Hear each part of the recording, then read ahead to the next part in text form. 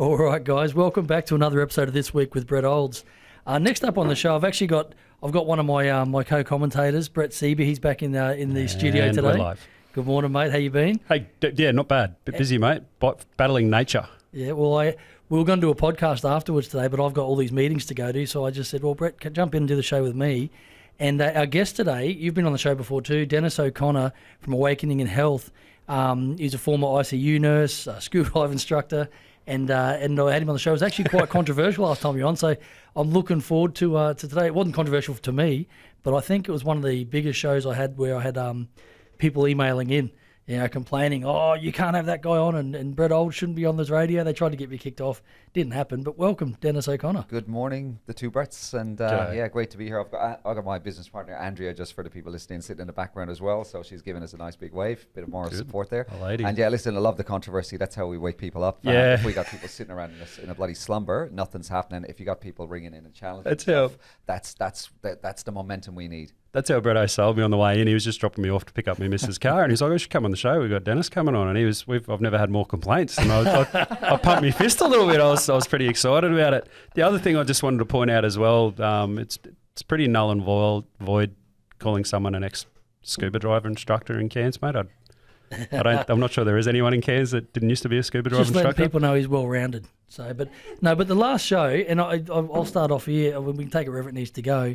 But on the last show, what a couple of the people that wrote in were really angry about was they said, oh, Councillor Olds and this Dennis O'Connor guy, they're telling people not to go see doctors, not to this, and that's total bullshit. I'm a big believer in freedoms, and if someone wants to go see a shaman or a witch doctor or the medicine man, or if they want to go see a regular doctor, or if they just want to talk to their neighbour about health stuff, I don't care where people get this stuff from. I've never told anyone to go get anything medically done to them. We were talking about Big Pharma, and I'm going to talk about it again in a second, because a lot of the stuff we talked about to do with Big Pharma and how corrupt they were, the biggest payout in history, we said last time, I think it was $2.5 billion by Pfizer. They are a corrupt organisation. That's on record. That's proven. So we were talking about how corrupt Big Pharma is, and how also we said the last top 15 FDA directors all came from the government. The last 15 top FDA directors are government. They end up working for Big Pharma, like for Moderna's, for your Johnson & Johnson's, for your Pfizer's. So they and we mentioned that last time, and we talked about that, and that got especially this one guy, who's welcome to come into the show if he emails again. I'd love to sit down and ask you what you didn't like, and let's get your opinion on it. But I'm just saying, this guy, since that's happened, there's this bloke, this guy that got busted by Project Veritas, which is James O'Keefe's undercover journalism, and his name's Jordan Tristan Walker, and he has come out, and it's bombshell stuff. And it's no mainstream media except for Tucker Carlson and The Australian. There was one article. Adam Crichton or Crichton, he's good. He's an economist and he does good stuff. Yeah, that's the only two mainstream articles. One in The Australian by Adam Crichton. He's been in Washington for a while, and I commented to him on one of his articles saying, "I think you're being captured, lad," and he seems to have caught up since then. So you must read the comments. Yeah, and Tucker Carlson from Fox News are the only two I've seen cover it. Now this guy, Jordan Tristan Walker, he said exactly what we said. Now he's a director at Pfizer, and he's been scrubbed off the internet, so they don't want to show you his history, what he does at Pfizer. But he's come out, and he was on a date. They set him up, these undercover journalists, and he's like, "Oh, I'm going to tell you this, but don't tell anyone. There's been these reporters going around interviewing." So he called this guy out, and this guy must be thinking, "Shit, he's onto me." But then he comes out and he says, he unloads, and he says, we don't do gain of function research at Pfizer, but we do directed evolution, which is the same bloody thing. They reckon, he was saying they're manipulating COVID, so they know, because their drugs aren't working. He said, look, our vaccines aren't working for these different strains that are coming out. They just don't work. So what we've been talking about doing is actually directed evolution, not gain of function, which is the exact same thing. We're going to mutate this COVID, so we know that we can make drugs that actually attack that one. So we'll give you this sickness, and we'll give you the medicine for it, which was similar stuff to what we're talking about. But then the second thing he said, we're not worried about government, because all the head of government, they end up coming working for us anyway. This guy dropped all these bombs. So I just want to say to the people out there that called me and you out last time, and I know I'm doing a big intro, but I got my heckles up because, one, they lied. I didn't say these kind of things. Two, everything we said, well, not everything, but to those degrees, which is what pissed this guy off, we were 100% on the money, and this bloke has come out and he's exposed it as not a whistleblower, but undercover journalist just busted him. So that's me done. What do you think about that, Dennis? Have you heard about this Jordan Tristan Walker bloke? Yeah, I have, and that's because I've been in the medical area for a fair while. That's the stuff I look fairly closely at. But a couple of little corrections there, with the best of respect. But organisations like the FDA, the Food and Drug, you got to talk in the microphone. Are not government organisations. These organisations are separate companies that for some reason are given a load of jurisdiction with the government. So be really clear there that they are not government organisations. They sound official. And what you have is you've got a three-way movement. Often you have a movement between the government, between organisations like the FDA, and then back to the pharmaceutical companies. And it's the pharmaceutical companies, essentially they are called captured agencies. The pharmaceutical companies say, we want this drug approved. It goes to the FDA. There's a revolving door of people between the two organisations. And the FDA actually sell vaccines. They're a sales company, so it's almost like the foxes guarding the henhouse. It's the most ludicrous situation. People aren't aware of that. It's absolutely nuts. That's the first thing, is that it's essentially the same. It's like what's the term for the mafia when you have control of just the supply, the demand, the whole lot. There's a word for it. Monopoly. Yeah, well, yeah, even worse, racketeering. Cartel or something. It's blatant racketeering. It's a cartel. It is a cartel as well. It's a drug cartel, and they're doing racketeering. So that's the first thing that people have to be aware of. So trust in these people who are criminals, who've got massive court cases against them, is insanity. But unfortunately, people just don't know. So that's why I like to, beat the drum and stand up and be loud about it. And when people don't know, and also there's another clarification of between being stupid and ignorant. And intelligent people can be ignorant. Ignorant means an ignoring of facts or an unawareness of facts. So I think the willfully ignorant as well, that sort of head in the sand. They kind of know, but they don't want to know. Did I call someone stupid? I didn't think. I'm saying that in relation to that complaint, you have people who are ignorant. And what I found very interesting is people who don't have that background in health challenge, maybe myself or somebody else, when I've done, 10, 15 years of research on this stuff, and I've got somebody who's watching CNN or NBC or ABC or whatever junk organization out there, and they're sending emails to you based on being friggin' ignorant. And as I said, that fellow who wrote in, I love people. And I wouldn't attack the person, but I'd certainly attack the knowledge base and the level of ignorance. So bring him in and I'll have a chat with him. Might be time for one of my favourite quotes as well from back in the early 80s there, I think, where a fella said, it's not that these people are stupid, it's just that they know so much that isn't true. Very accurate. And they believe it. But I'm more than happy to have this, and I know who it is because I've seen the email. I didn't respond to him because it goes to the head of the station. And nothing happened because he listened to the show and we didn't make the comments this guy said we made. But anyway, I was glad he was listening to the show, so I'm not angry at him. But if he wants to come in, I'm happy. I've had other people for other things. I've talked about crime and stuff like that, the juvenile crime and what's going on, and given my opinions on it. And I had this guy just go off his brain, this and that. Oh, you need to get me on the show. You're too scared to have me on, blah, blah, and on Facebook. And I just said, mate, well, if you've got something rational to say, I'll bring you in. So I actually brought him in, put him on the show, and we had a healthy debate. Turns out he didn't have any ideas to go forward, but it was actually good and well listened to a show. Great. Yeah. But I let him have his. I'm not saying I'm going to let everyone come in, but this guy, if they've got something valid to say that I've said wrong or that you've said wrong or they disagree, I'm happy to have. People that disagree with my opinion, I think you're the same, and so are you, Bretto. I'll fight to the death to make sure they can have that opinion, even if I don't agree with it. You listen to everyone. I mean, anyone, this day and age, used to be people when I grew up, and I've lived all around the world, used to be if someone had a different opinion, you could still be friends with them. But now if someone has a different opinion, they're the enemy.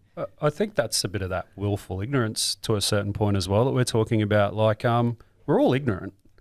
There's a fair bit. Like, I basically know nothing. And even the world's greatest genius, like we were talking about that atmospheric physicist before, who is one of the world's great geniuses, 10 years chair of MIT, 10 years at Harvard, chased by everybody all over the world. What he knows, and he's a pretty smart dude, so he knows a fair bit about stuff, but what he knows is an incredibly large amount about a very small part of the world. And for the rest of us, we know a very, very small amount about a very, very small part of the world. So for people to sit there and act like they know what's going on and they know what the answers are is a little bit naive, ignorant, you might say, but it's a protective thing. If you sit there and act like, oh, you know it all, this is right, then it puts the borders up and it keeps you safe. Because once you admit, I guess, because I don't think anyone's stupid enough to really go out and say it, but admit that, yeah, I don't know much. You just did when you introed. all could be true. What's that? You said, I don't know anything. And I'm like, why'd I bring this prick on the show? just to act the everyday man. And that is, and then it's terrifying. And then sort of the walls come down and all of a sudden you're exposed to the abyss or the jungle or whatever. Do you not see as well, though, that there are these vast social themes that seem to, peak and trough a little bit, and I look at stuff in Ireland because I'm from Ireland. Narratives, England, the narratives, absolutely, and it seems to be that this stuff that's been thrown out from the Australian TV are disgusting. They just follow this narrative, and invariably they're lying through their teeth, especially about medical stuff that I happen to know a little bit more about.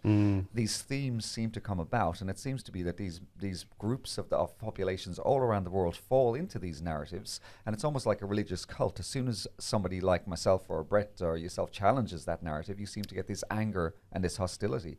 And that's something that we got to be watching out for. And that's one of the reasons why I jump up and down and shout a little bit. It's almost to see if that spell can be broken. And I think it is a bit of a spell.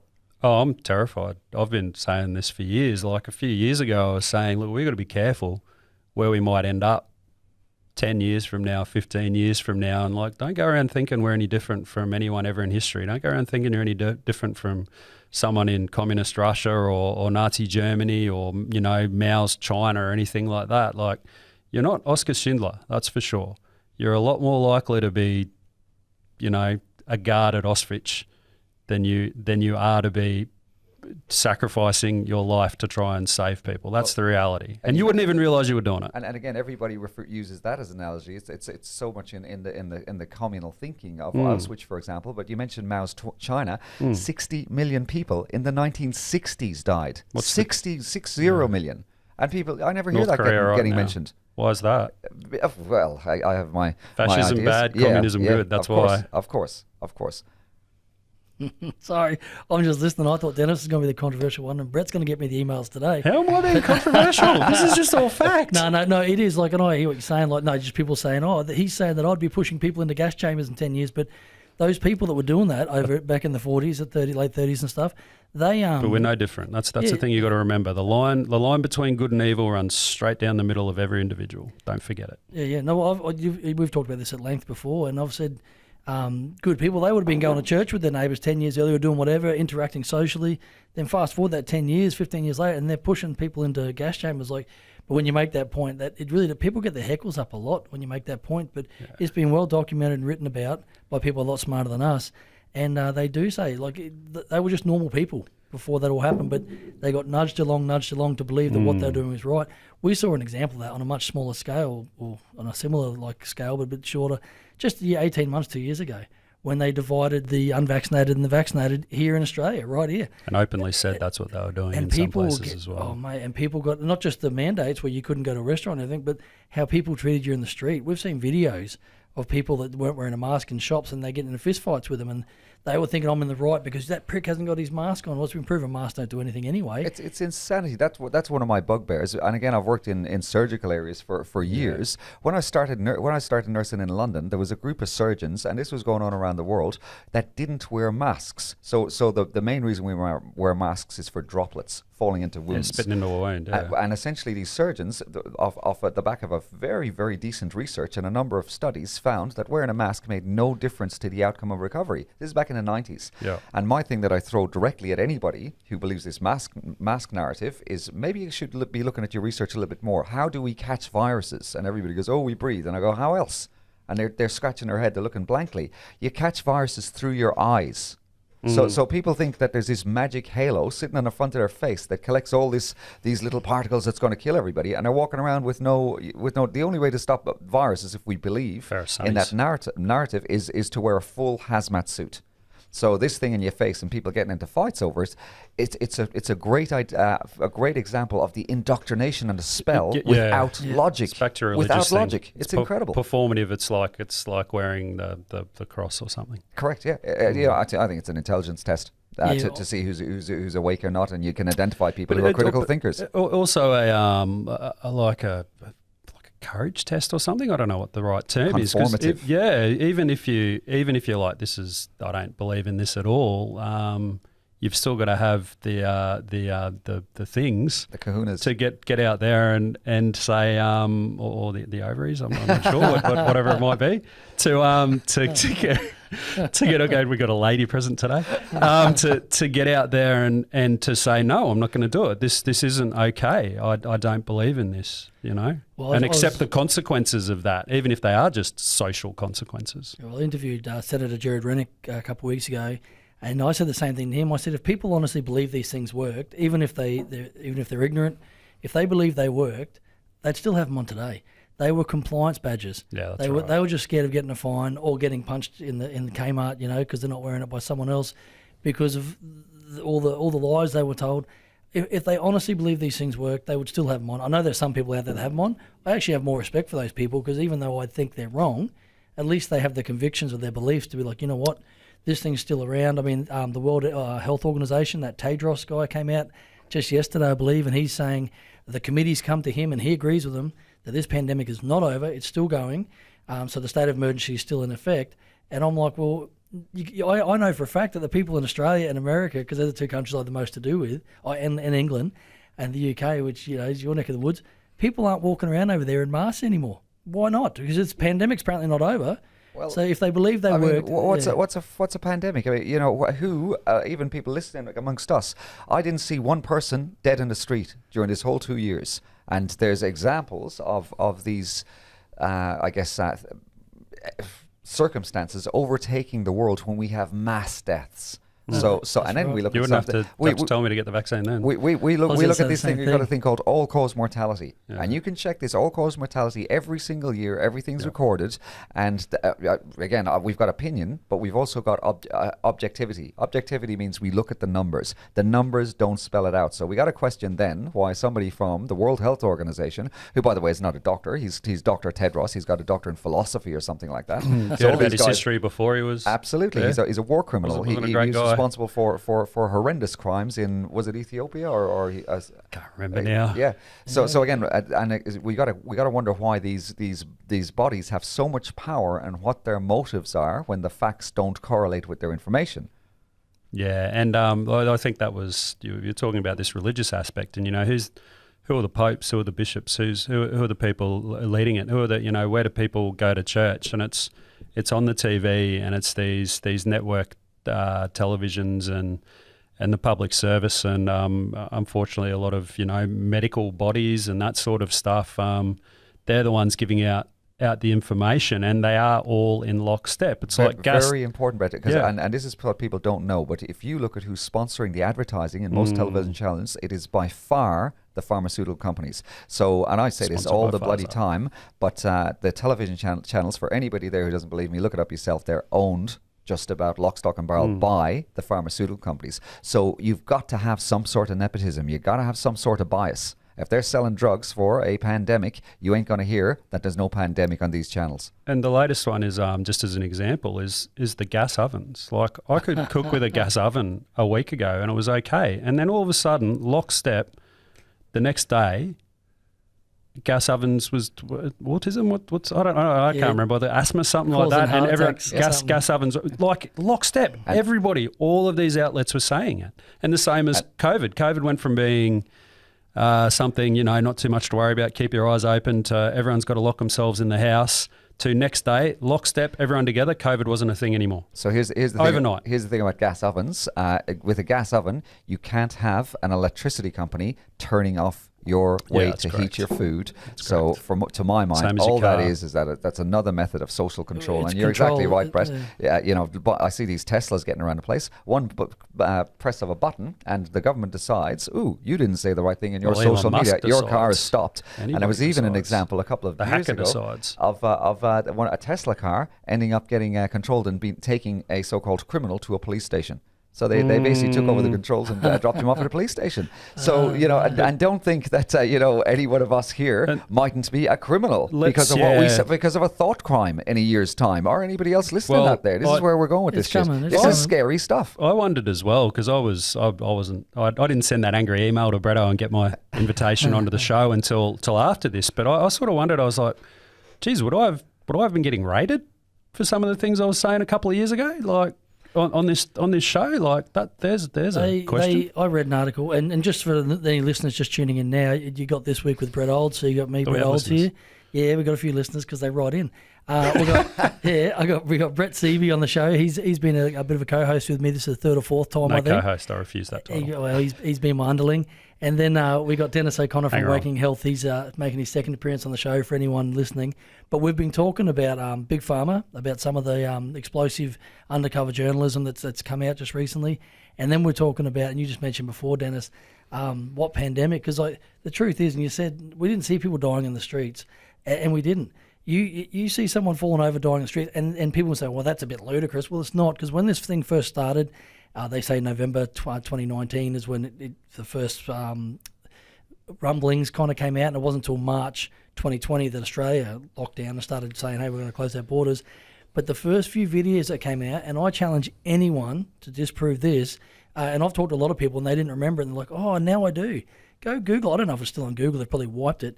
When this thing first started coming out, to get the fear levels out there, and we talked about cortisone levels and adrenaline last time on the show, to start the fear, they showed videos out of China with people walking down the street and literally falling over on CCTV and having a heart attack and dying right there on the road, and people dying on bus stop seats, and they showed people welded and locked into their houses, and the fear that got put out there for this COVID that was coming to kill us all. If we had seen, you walk out the street, if I go out and I'm going for a jog or something, I'm going for a walk, and I walk out my house and all of a sudden I see someone falling over and dying, you don't need to tell me, hey, don't go to a restaurant. I'm staying at home with my family and I'm locking myself in. You don't need to mandate that. But at that stage of the pandemic as well, we were all pointing over at China and going, oh, look at these crazy Chinese people. Oh, they're awful. Oh, glad we don't have the Chinese Communist Party running this place because they're locking people in their houses and you're not allowed to do stuff and you can't go out and do it. You know, they're not free. We did it worse. But that'd never happen here. I'd never accept it. I'd be rioting in the streets. They can't take my freedom away from me. But then one of the big things, and my I've got a channel. I mean, that's why I deliberately called what I do Awakening in Health. It's about waking people up. And one of those big videos from China is this reporter with the little, things going along under the screen, and this massive body bags and people in them behind her, and then about 3 rows back in the body bags, somebody basically puts a hand out and scratches their nose, and then somebody else is running into the screen and putting them back in a so-called dead position. We're watching a movie. So we're watching. We cannot believe all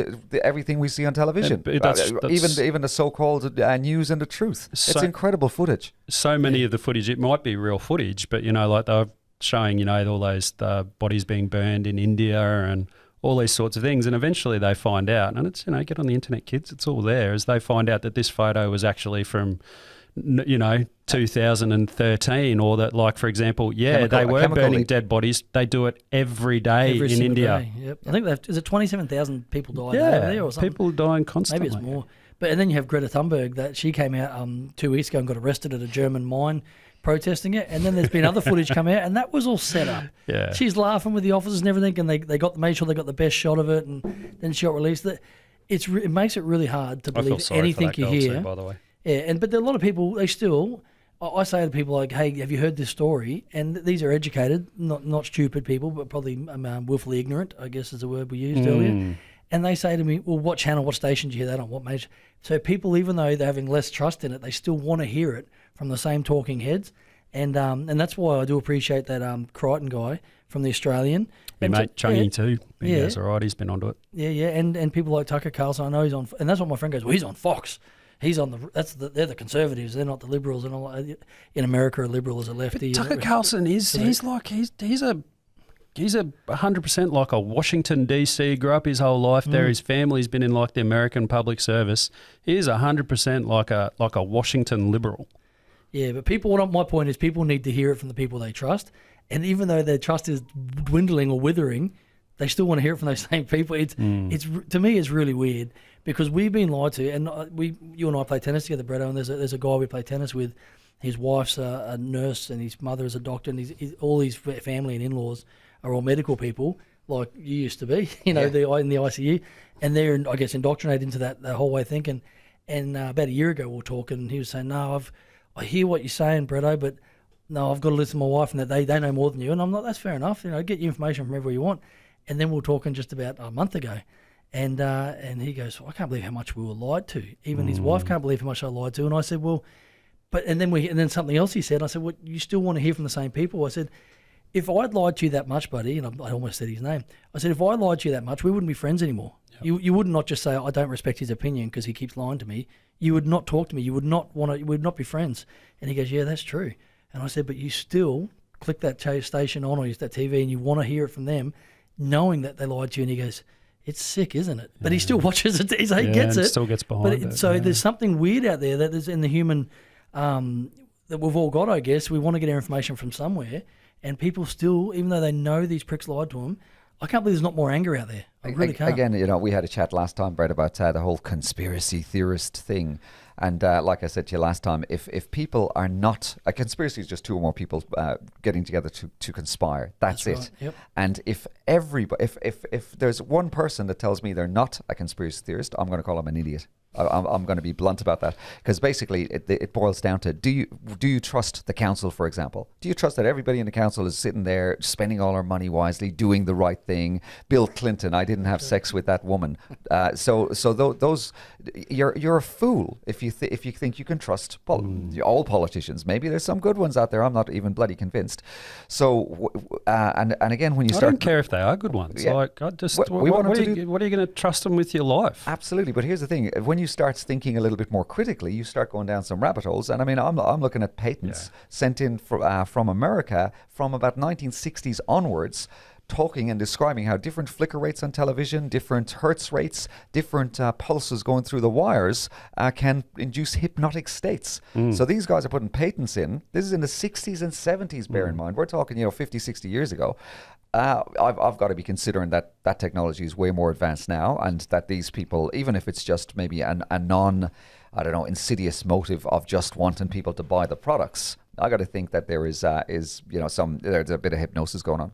I think as well that back to this, there's this fear for people. It's like, okay, I can, these guys, how many times do people have to be wrong? How many times do they have to lie to you? These bodies that institutions are supposed to be able to trust, media, government, whatever, before you stop believing in them and before you go, actually, no, I'm not going to listen to you anymore. But the problem is when you say, okay, I can't trust these guys, I'm not going to listen to them. Who do I listen to now? Where do you turn? And that's terrifying for people, and it takes a lot of work, but you got to do it. Otherwise, you're participating in the lie, aren't you, Bretto? Yeah, no, and a lot of people do that too. Like it's, and I was talking to my in-laws in America a couple of weeks ago now, and I just said, like, there's a lot of bad stuff that's been going on for decades and decades, like I said, since the 60s that you were just talking about there. And evil's allowed to prosper and thrive when good and decent people just walk past it, and they call that participating. We'll talk about that in the car ride over here, participating in the lie. By doing nothing, when you see something that's against your moral convictions happening next door, it could be just the globalist agenda. I think that's evil. Globalization, I think, is not a good thing. And it's written about in this book that was written just over 2,000 years ago about stuff that happens, and even the gender fluidity thing. Where your kids in kindergarten in America and now starting here in Australia are being told they can choose what sex they are. Like when decent people, and I think I'm one of those people. A few years ago, I just I disagree with it, but I'm not going to say anything because I don't need to get into the fight. But because so many people that's participating in the lie, let it happen, it gets worse and worse. And that's that nudging that happens. Oh, we got away with that. Let's nudge a bit further. And where's it go now? What's it called? These people dress up, they're furries. They dress up as cats and dogs, and people at schools let them go to school like that. We should be helping these people, not enabling. They put litter trays out in schools for them. In a couple of schools in America, they were putting litter trays around. But so it all starts with something, and because good people didn't stand up against it, just thinking it's wrong is not good enough. You need to speak out against some of this dribble and trash, and then people would say to me, "Oh, you're intolerant." What you tolerate, you won't change. You need to be a bit bigoted and intolerant on certain things. Pedophilia. They're trying to call it MAPS now, minor attracted persons, in some circles. 10 years, 15 years from now, they'll be normal. They didn't get to choose who they're attracted to. Bullshit. They're oxygen thieves and bring back capital punishment for people that do that to little kids. But it's good to be intolerant and bigoted In some ways, is what I'm trying to say. You've got to draw a line somewhere. Listen, we don't speak up enough. A lot of people. I made a connection after about 2 or 3 years in intensive care, and you'd get these kind of groups coming in, like the old smokers, for example. They'd have lung disease, you put them on a ventilator, but you'd also get really obese girls and really very emaciated girls. And I clocked onto it fairly quickly. They'd have notes that were 4 or 5 times the volume of other clients' notes, and you do a night shift and you're looking after these poor people, usually self-harm or drug overdose or whatnot, and you're flicking through these notes, and invariably it was sexual abuse. So this idea that children are sexual, etc., they can be, I don't know, activated or whatever the hell. This stuff does incredible damage, and I've seen that firsthand in intensive care of these 21, 22. So we turned off machines on some of these people, by the way. It wasn't all like getting out there. So if anybody, when I hear that narrative that this is not harmful for young kids, I get quite furious about it. Again, I've seen that firsthand. Even kids being active in that respect with other kids is sort of a bit questionable as well. I'll just throw in a couple of things real quickly. First thing I wanted to say is that, I think most people think they're doing good. And this is the thing, like we're talking about, you're saying, have a look at your neighbour. Are they doing the right thing? And I'm like, well, these people believe you being in your own backyard without a mask on is the wrong thing, and that they're doing the right thing is to call the cops to come and bail you up. And that's what do most people think doing the right thing is? They think it's doing what they're told. Yep. And it's not.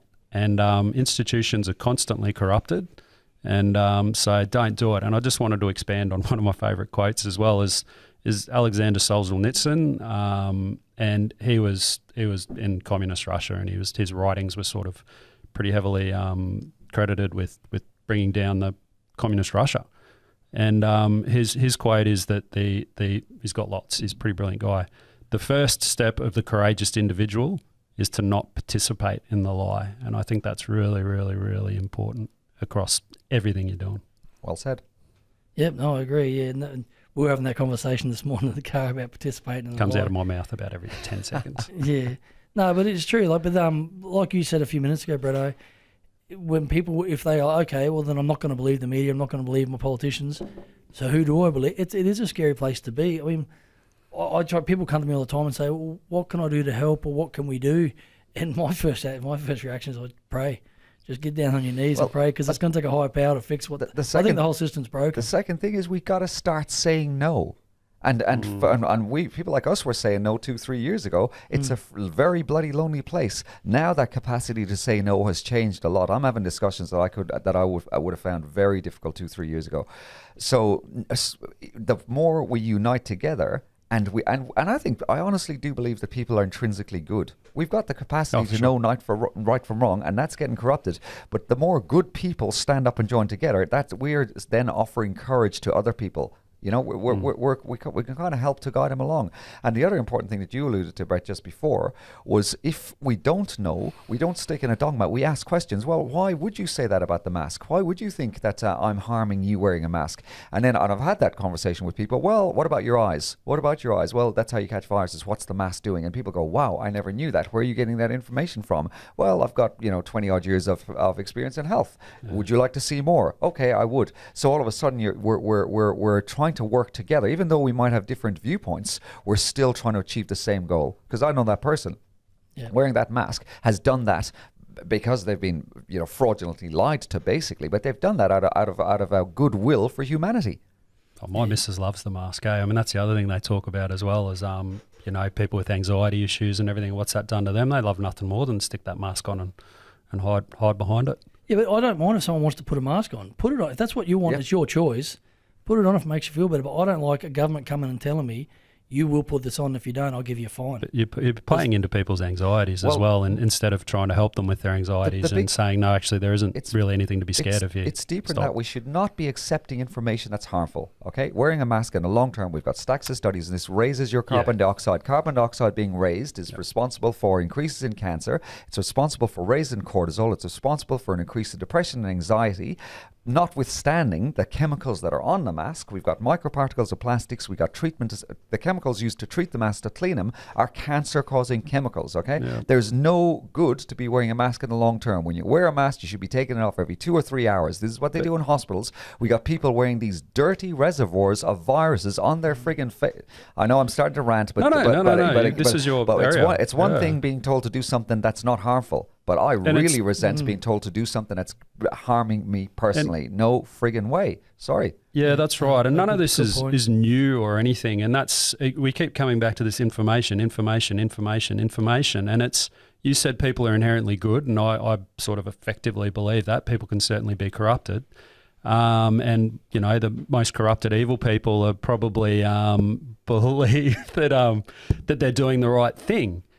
But the information has been hidden by people, and I believe that if you present anybody with all the information and you have that discussion around it, people come to the right conclusions, and they'll figure it out. And at the end of the day, when it's like, well, you said this would happen, it would happen. Your predictions come true. That person can be trusted. These ideas work. You stick with them. If they don't work, then you throw them in the bin. But the key is to presenting people with all the information, and people will figure it out for themselves. But the problem is that all this information is being hidden, and the information is coming from these corrupted people and these corrupted institutions. And I don't think they are innocently doing the right thing. They're megalomaniacs. They're in it for power. And where you're coming from also is this idea of choice. So if people want to follow the narratives that, you know, I've got a little bit more experience than some people in the medical area, for example. But if you want to follow that information and you believe it and it's harmful to you, that's your choice, and I'll try and help you out. But ultimately, it's up to you. I don't have any intention to force you not to wear a mask or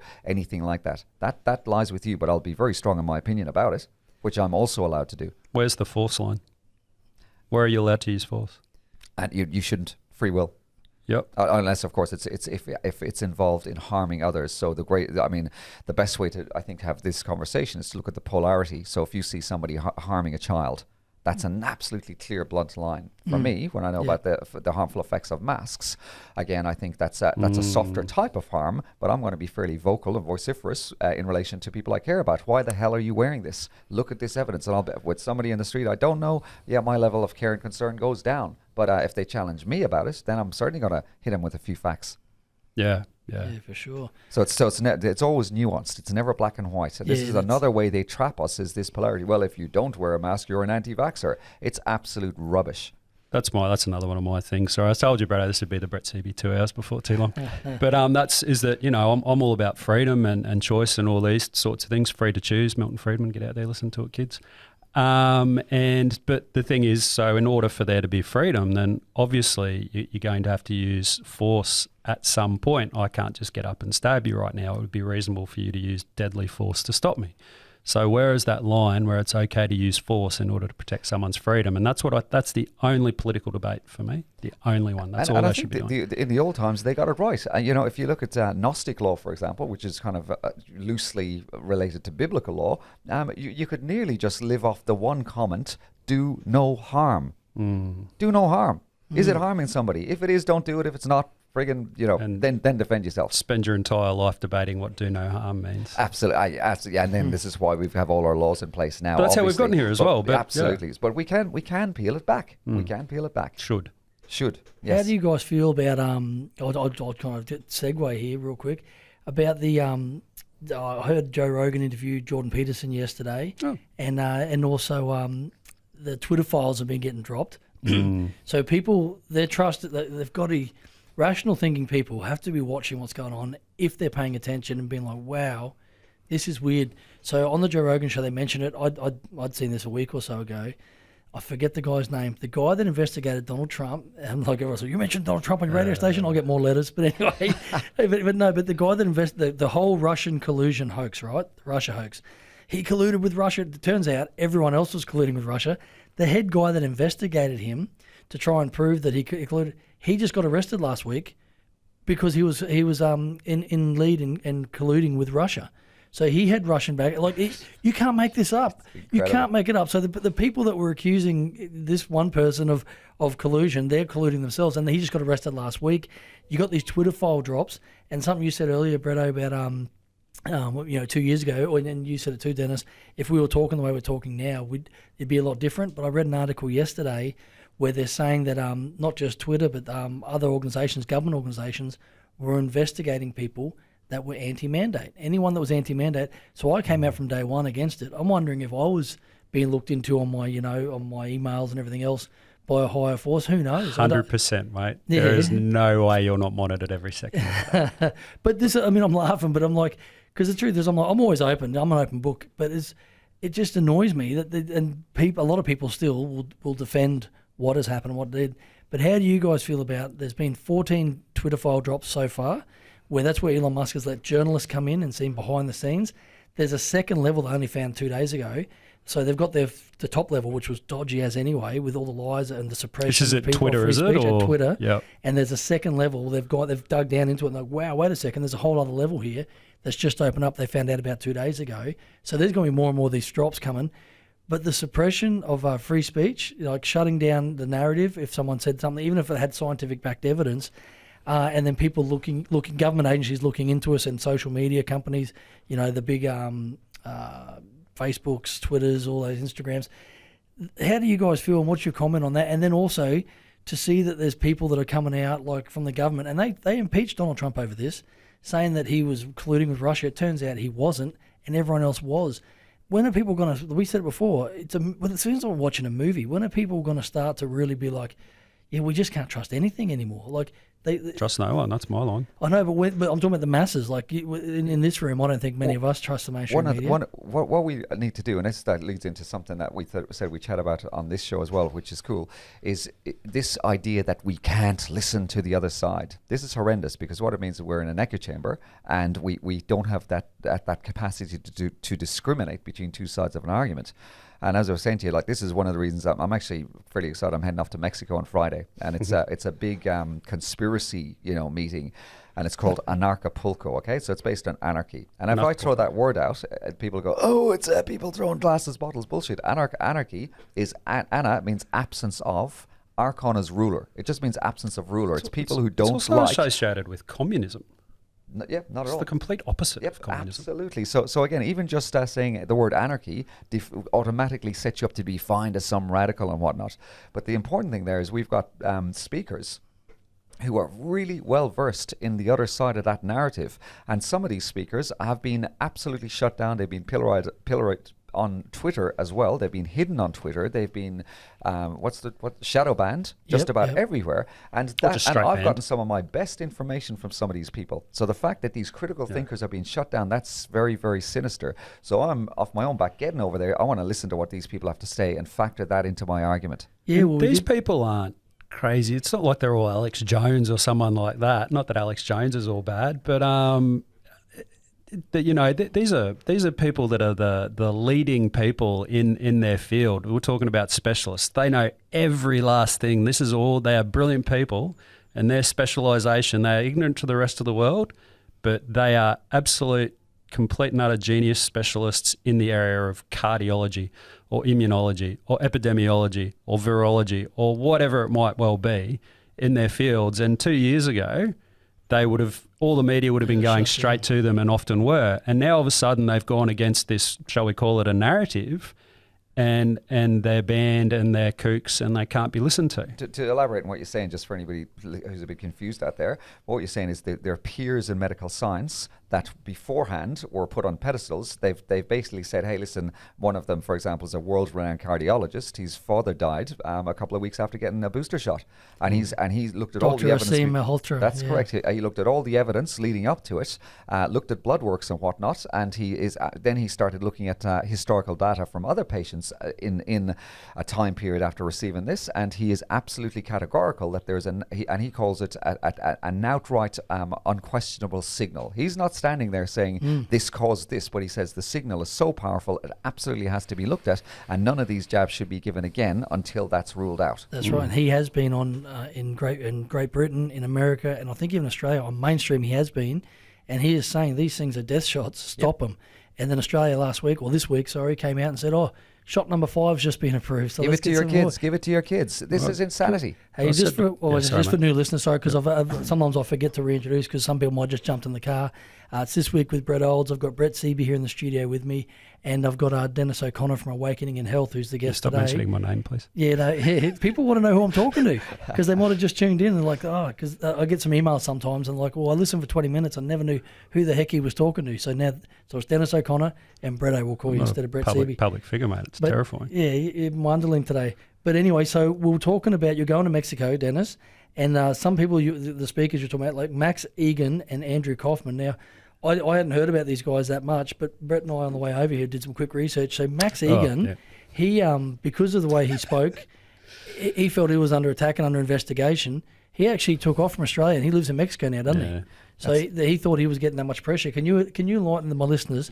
Who are these guys? Who's Max Egan and Andrew Kaufman and others? So Matt, I really like listening to Max. And if you raise this is the guilty by association rubbish that you sometimes get as well. But because Max is probably one of the most outspoken conspiracy theorists in Australia, that doesn't take anything away from some of the information he puts out. And some of his information that I've seen over the last few years has been absolutely brutally on point. He's got some outlandish ideas, no question. But there's a term called don't throw the baby out with the bathwater. So because he's got some outlandish ideas, that doesn't mean to say I'm going to ignore everything he says, but he's a researcher. He's an alternative journalist. And I think he genuinely has a love for humanity. He warns about the dangers of the government and how we're all being delivered these different narratives. And he shows videos from all around the world which back up his claims. And I'm not saying just because I'm going to see somebody like him speak, doesn't mean to say I fully sit in his position. I'm an acolyte of his, I'm following him, but I want to hear what he's got to say.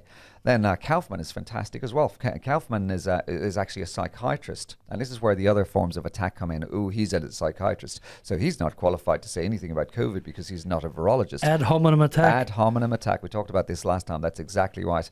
But his breakdown. But all these chosen everybody are, of course, absolutely. That haven't practiced medicine and 30 years and with GPs. They ignore the facts and they attack the person, His breakdown of some of the facts since this narrative began, I think he's a world leader in how he's actually looking at some of this stuff. And some of the questions he throws up, even about the way we think about contagion and virology, are hugely legitimate. So Kaufman, as an example, I'm incredibly excited to see. Again, not 100% convinced that the way he's surmising his hypothesis is accurate, but I want to hear what he's got to say. And then I can broaden my knowledge. That's fair enough. Yeah, nice. I'll just say as well, like we're talking about this guy, and like obviously he's exploring ideas and things like that, which is good. I've got no idea who he is, but and if you're going to get out there and explore ideas, you're going to throw some stuff out there. This is what I'm thinking of. This is what I'm right. You're going to get a lot of things wrong. Sorry, Max Egan, was it? Yep. Max Egan. So let's say we compare Max Egan with, say, I can't even remember the chosen names anymore, but with the chief health officers of the country, or who's the ABC guy? Norman Swan or Koshy or somebody. Yeah. Let's just put them against each other, and we'll go through all their crazy tin pot statements, and we'll see who got it right and who got it wrong. Now, I'm not endorsing your mate Max here at all, but I'm saying, if you're going to go with that sort of thing, then I think you'd be discrediting all of these shows and all of these important public health advocates more we're supposed to listen to. Who am I going to trust? Let's say I've got... Trust Jeanette Young. She's the governor now. She's got to know her stuff. If there's a couple of cars there and I've got a customer who's got no vested interest in the car company, and he's saying, hey man, listen, that engine's a bit faulty. I had one of these. The friggin' seatbelts fell off a while back. The tires are wonky. Somebody I know had a crash. Or I've got the fellow from the car company telling me it's the best thing since sliced bread and it'll last me 200 years and it's the best value ever. Who am I going to, it's a good question. And essentially these doctors on television are getting paid by the television companies. The television companies are receiving their money from pharmaceutical companies. So if these doctors on television say anything against the narrative, they ain't going to get on television. So Swan, right. I feel, exactly sorry to upset people out there, is despicable. Yeah. Absolutely, I don't like this guy. I'd have him on, debate him in a second. The guy's despicable. With his so-called level of knowledge, he should know better than delivering the misinformation that he's been delivering over the last few years. He's participating in the lie without doubt. Hey, did you guys know, and just to trigger my memory there, I was talking again to Senator Rennick a couple of weeks ago. I want to get Senator Alex Antic on my show from South Australia. He put forward a bill which was co-signed by Senator Rennick and a couple others. I don't think anyone's coming on the show after today, Brett. Yeah, asking. But they Sorry, wanted, literally, that's fine. No, this is good conversation, guys. He wanted to ask the government. He wanted to see the documents that we signed with Pfizer, the Australian government signed with Big Pharma, right? And funnily enough, like, who was in power back when it was signed? It was the Liberal National Party, the coalition. Scott Morrison was our Prime Minister at the time. And funnily enough, and you tell me they don't work together. I mean, Jared Rennick never said they did. I'm just assuming. I'm like, you can't make this stuff up. So the Liberal Party voted in favour of the bill to release that information. They could have freely released it when they were the government, but now they're not. They don't have the numbers because they knew the Labor and Greens got together and voted against it, so it got suppressed. So the LNP came out looking like, oh yeah, we're all about transparency. When you were in government and you signed those documents, why weren't they made transparent back then? So did you know this vote happened, that it got forward, and the LNP voted for it? So they're the good guys, right? Yeah, right. Who's the good guys? The LNP voted for it for the transparency of the. I'm being facetious. None of them are good guys. They're all bad in my opinion. They're the Uniparty. They're two chicks in the same boat. Couldn't agree better. But yeah, but I'm like it frustrated me, and I actually didn't bring it up at the time because we're talking about so many things with Jared Rennick. But after the show, I was sitting there and I started burning in me. I'm like, wait a second. So this bill got put forward because Alex Antick's been talking about this for years, and the LNP were in power when he started talking about it, wanting the openness, the transparency, which governments are supposed to give, and then the LNP voted for it, knowing that the Greens and Labor wouldn't. So they can sit there and look. Yeah, they're looking like, we're the managed good guys. opposition. Managed opposition, mate. I'm like, I'm so frustrated. But it's really. Yeah, I'm trying not to swear on my show too much. I dropped a couple earlier, but you did. Yeah, and I didn't. I don't mean to. I just get a bit angry. We're on the podcast now. I just wanted to say as well is that there's this whole idea that if you get to be in the media, or you're going to be on Channel 7, or you get to be the top of these parties, or the public service, or whatever it is, the top of a big company or something like that, that you're the cream of the crop and that you're the best of the best, and you have run this great battle of meritocracy to get there, but it's the opposite. They're completely utterly compromised. They're filtered. If they were in any way honest and said what they said, and they would have never gotten there. And whatever they started out as, you have to compromise yourself and corrupt yourself so badly to get to the top. And that's the reality. And there is a certain line that you have to follow if you're going to go be on Channel 7 or something like that, and you can't step outside of it. I agree fully. And I used to think that, especially with the medical people who I was listening to on the television. And, this 3 years is really hammered at home. If you can read a script and you don't divert from the script, you'll get the job. And if you have a bit of charisma and you look good, you'll get the job even better. Yeah. But don't let somebody's nice voice and their charisma and their willingness to get bribed to give you misinformation. Don't let that. Don't be fooled that is honesty and trust. It's not. No, it's not. We're running out of time. I've got 1 or 2 minutes left before I have to finish a show. But there was something I'd love to get you back on again, Dennis, to delve more into what you're talking about with some of those kids with the health problems, the obese kids, and also the real skinny ones, anorexia and all that kind of stuff. And you're talking a lot of them had been sexually abused. Consistent. I would love to delve into that because we've got to protect our kids. Yep. I mean, the whole I talked about earlier, the gender neutrality stuff that kindergarten's telling kids. Can I say something very controversial? We've got to protect the ladies as well, because I'll bet you how many of them were boys. Oh, we've got to protect all kids. I mean, the innocence of kids and youth.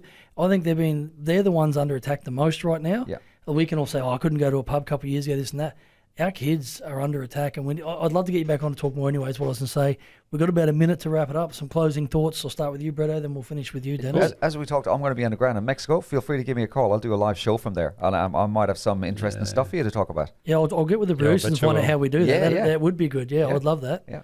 Anyway, Bretto, I've got like 5,000 things written down here. Oh, sorry. Actually, I'll get back to the one we were talking about at the start. After this, is probably a good one to end the show with before you fire up your emails. You guys are making this point about how everyone was saying, you guys are saying, oh, don't go see your doctor, go see your shaman or whatever. But the point I'm always trying to make is you just don't blindly trust somebody just because you're a doctor. I had some, for example, some pretty serious problems with my sinuses a while back, and maybe they weren't that serious. But I went to one doctor, a specialist ear, nose and throat guy that was referred to by a doctor. He basically ruined my sinuses, and then I had to go back to another specialist ear, nose and throat guy who was brilliant to fix it. And one ruined my life, the other one changed my life. Just don't blindly trust these people just because they're a doctor. They're everybody else an incompetent. I do a little bit of critical thinking about this stuff, and I had chronic hay fever for years. And I went to specialists, zero help. My solutions came outside what I call the allopathic industry, and I have not had chronic hay fever for something like 5-6 years now.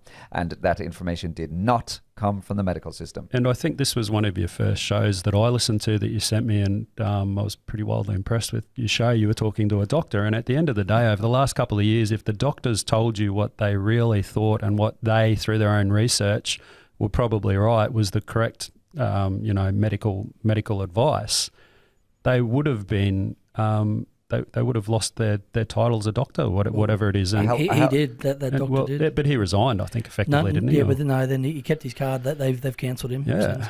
But hey, Dennis, how can people get in touch with you guys at Awakening in Health? Give us your details. Yeah, sure. So all small letters, Dennis with 2 N's, DENNIS at awakeninginhealth.com. That's my domain. I've got a fantastic business partner who supports me called Andrea. Delightful. She can be released at the same email, Andrea at awakeninginhealth.com. We got a little clinic in town. If you want to visit us and get some education, I'm not allowed to treat people or even suggest I can cure people because it's illegal. So I give, I know that it's crazy. So I give information, and I direct and guide people if they want kind of a, I guess, health consultancy / counselling. Yeah, and we help people fix anxiety, depression, all those types of things. Yeah, no, nice. It's great to have you on the show again. Enjoy Mexico, mate. I've actually never been. I lived we should totally do a show. I lived in America, and my family came over to visit me for my wedding. I didn't have my green card yet. I had a work visa. Well, I didn't even have that. Sorry, I had a temporary one. I could leave the country. I couldn't get back in. So all my family, with my fiance and everyone, they all went down to Mexico. Had a great time. Before you yourself blacklisted from America, mate. I stayed in the Brownsville Bay. I stayed in what town was that? I forget. South Padre Island. I stayed there for a couple of days. They all went having a great time in all the border towns. So you have a great time in Mexico. Take photos. Let me know how it was, because I've always wanted to go there. And after I got my green card and everything, the opportunity never came up. That's this week with Brett Olds. That's another week done. Thanks, Bretto. Thanks, Dennis. Thanks, Andrea. I always call her Andrea, and I wonder why she says me. It's Andrea. Come in next week for another episode of the Brett Seaby 2 Hours. Thanks again, Brett. No worries, mate. You stick to your bloody podcast. Cheers, guys. Send those emails into the station if you've got something to talk about that you think's interesting. I'm happy to have you on, guys. That's what I do. I haven't had an email about me yet. You will. Awesome. It's so hard not to join in and talk. Oh my god. It's a great conversation. I'm like, this is such a listening skill for me. Sometimes I'll walk in here when he's doing his show without me, and I'll come in the end because we're doing the podcast afterwards. I'm here to yeah, I'll just finish up my show. Yeah. Because you should have got me on. And I was trying to say, Brett, have you got like an EMF protector on that? Thank you for listening in. Because you're frying your pelvis. Yeah, I've got too many.